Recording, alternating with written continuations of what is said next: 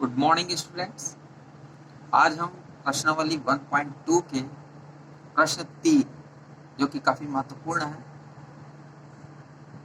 इसे हल करने का विधि बताएंगे। संख्या रेखा पर वर्गमूल 5 को किस प्रकार निरूपित किया जा सकता है? प्रश्न ये है, वर्गमूल 5 को संख्या रेखा पर निरूपित करना है।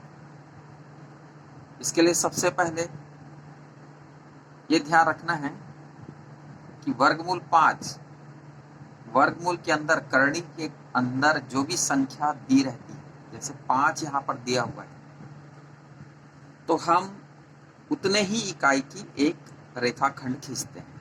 तो सबसे पहला काम क्या करेंगे, एक रेखाखंड 5 इकाई का खींचेंगे, ए बी, इसको नाम दिया जा रहा है ए बी।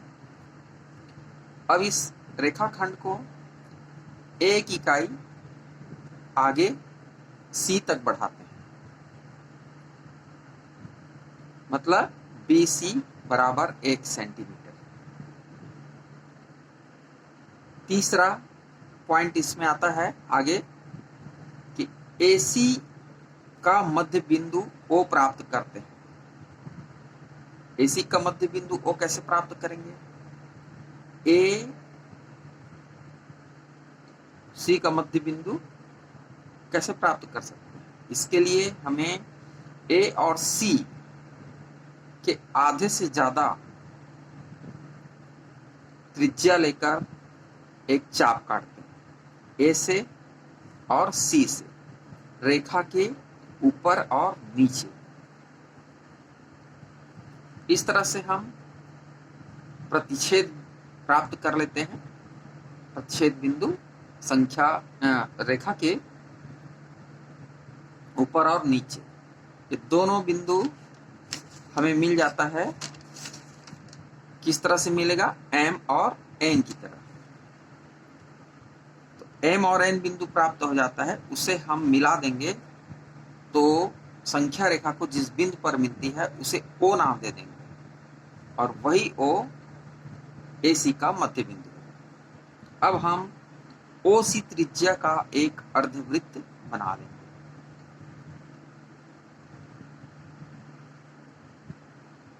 फिर आगे बिंदु B पर समकोण बनाते हैं,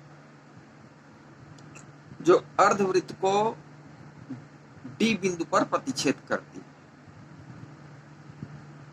B से D, BD ही वर्गमूल 5 के बराबर प्राप्त होता है।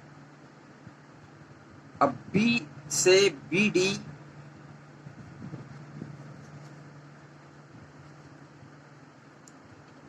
त्रिज्या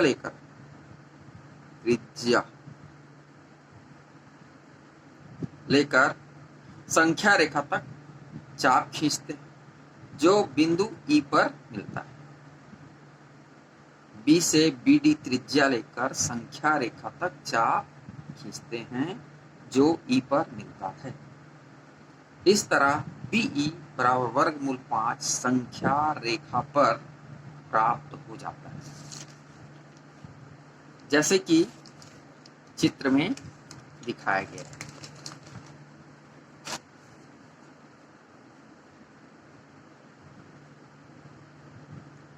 A से B 5 इकाई आप देख रहे हैं चित्र में, और B को C तक 1 इकाई बढ़ा दें। 5 सेंटीमीटर डिस्टेंस ले सकते हैं, और यहां से 1 सेंटीमीटर और। अब B पर हम एक समकोण, चांदे की सहायता से समकोण बना देते हैं। इसके पहले AC का अर्धक खींच लेते हैं। अर्धक खींचने के लिए एक चाप A से C के बीच के आधे से ज्यादा दूरी लेकर एक चाप रेखा के ऊपर और रेखा के नीचे A से और C से क्रमशः काटते हैं। तो इस तरह हमें M और N बिंदु प्राप्त होता है। M और N को मिला देने से जिस बिंदु पर संख्या रेखा को मिलती है उसे हम O नाम दे देते हैं। यही इस AC का मध्य बिंदु होता है। O से सी या ओ से ए की त्रिज्या लेकर के ये अर्धवृत्त बनाया गया है। अब बी पर जैसे ही हम समकोण बनाते हैं तो यह समकोण की रेखा इस अर्धवृत्त को बिंदु डी पर प्रतिच्छेद करती है। अब ये जो बी डी की लंबाई है यही वर्गमूल 5 के बराबर है।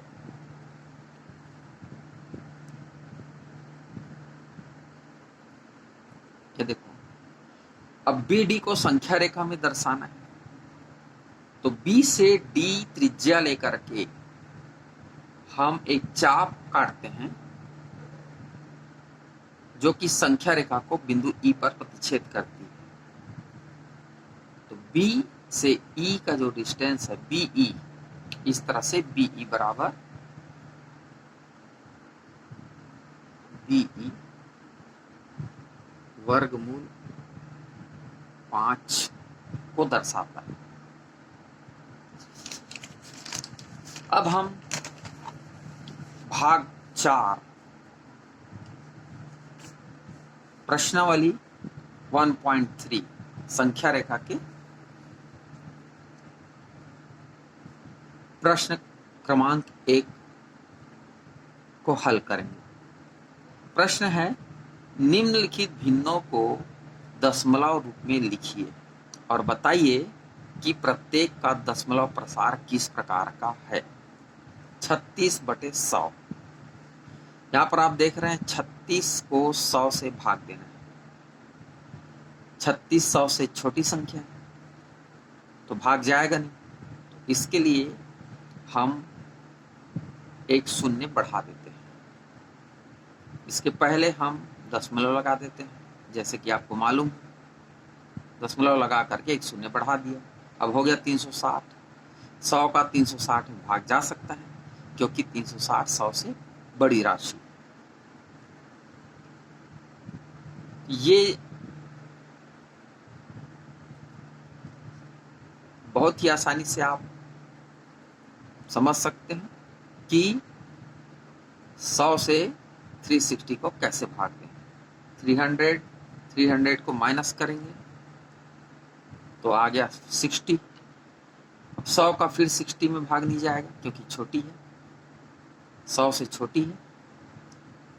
और चूंकि हम दशमलव लगा चुके हैं इसलिए एक शून्य यहाँ पर बढ़ा सकते हैं। और फिर ये 600 100 से 6 बार जाता है। इस प्रकार आप देख रहे हैं 36/100 का मान 0.36 और यह दशमलव निरूपण शांत है क्योंकि शेषफल इसमें शून्य आ जा रहा है। तो 36/100 एक शांत दशमलव निरूपण के रूप में प्रदर्शित किया जाएगा। तो यह दशमलव निरूपण किस प्रकार का होगा? शांत होगा। शांत दशमलव निरूपण किसे कहते हैं? जिसका शेषफल शून्य आ जाता है। दूसरा नंबर का प्रश्न है 1/11। 1 को 11 से भाग देना है। ये भाजक है 11 और ये भाज्य है 1। 1 को भाग देने के लिए एक शून्य लगाते हैं, दशमलव लगाने के बाद एक शून्य ले लेते हैं, 10 हो गया। 10 अभी भी छोटी राशि है। अब एक और शून्य की जरूरत पड़ी तो एक शून्य हम और ले लेंगे और इधर भी एक शून्य बढ़ा देंगे। 11 का 100 में भाग देंगे 99, 9 बार जाएगा। 11 नियम 99। माइनस करेंगे तो 1 आएगा, फिर से 1 आ गया। अब 1 में भाग आप पुनः देना चाहेंगे तो एक शून्य आपको लेने से काम नहीं चलेगा। यहाँ पर 2 शून्य की जरूरत पड़ेगी, इसलिए हम एक शून्य और लगा देते हैं और यहाँ पर इस तरह हमें 100 प्राप्त होता है। पुनः भाग देते हैं तो 11 नियम 99। इस तरह से यह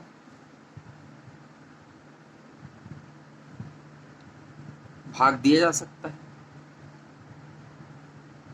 फिर इसका शेषफल 1 आ जाता है।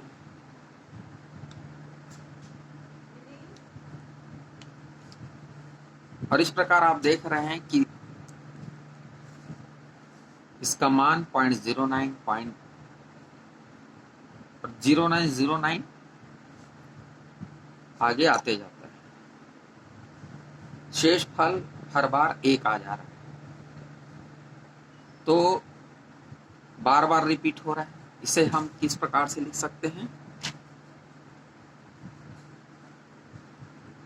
0.09 बार। तो चूंकि शेषफल 0 नहीं है, इसलिए यह अशांत आवर्ती या इसको हम अनवसानी आवर्ती दशमलव प्रसार के रूप में लिख सकते हैं। शेषफल हर बार 1 आ जा रहा था। अब 1 को भाग देने के लिए आपको पुनः 0.0909 जो है रिपीट होते जा रहा है, यह देखने को यहां मिल रहा है। इस प्रकार यह परिमेय संख्या अशांत आवर्ती है। अब तीसरा प्रश्न 4 सही 1/8। 4 सही 1/8 को पहले सरल कर लेते हैं। 4 को 8 से गुणा कर देते हैं और 1 को जोड़ देते हैं, जैसे कि आप पहले भी जानते हैं। इसका मान आता है 33। 33 और हर वही रहेगा 8। तो 33 को 8 से डिवाइड करेंगे तो जो संख्या आएगा वह 4.145,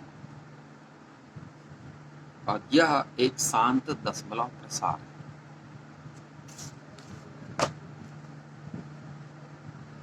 चौथा प्रश्न जिस तरह से आप देख रहे हैं, 3/13, 13 से 3 को भाग देंगे तो आप देखेंगे कि बार बार इसको भाग देते गए पुनः 3 आ जाता है। इसका मतलब ये हुआ कि फिर से भाग देंगे तो 23069 बार बार आएगा, इसलिए इसे हम इसके ऊपर बार लगा देंगे। यह कौन से प्रकार का होगा? अशांत है, शेषफल 0 नहीं आ रहा है, और चूंकि पुनः भाग देंगे तो 23069 फिर से आएगा, इसलिए इसे हम आवर्ती भी कहेंगे। तो अशांत आवर्ती दशमलव प्रसार है। अब आप नेक्स्ट क्वेश्चन 5वां नंबर का देखेंगे। 2/11, 2 को 11 से भाग दें। 2 छोटी राशि 11 से भाग नहीं जाएगी, इसके लिए हमें क्या करना पड़ेगा? एक शून्य दशमलव लगा करके एक शून्य यहाँ उतार देते हैं। 11 कम 11 माइनस करेंगे तो 9 आएगा। एक शून्य अपने से ले सकते हैं, 90 हो गया। और डिवाइड करेंगे तो 8 टाइम जाएगा, 11 × 88, फिर 2 बचता है, और इस तरह से 2 पुनः आ जाता है, और भाग देते जाएंगे तो 1818 आते जाएगा। तो 1818 इस तरह से आते जाएगा। इसका मतलब 18 जो है यहाँ पर रिपीट हो रहा है, इसे हम अशांत आवर्ती दशमलव प्रसार कहेंगे।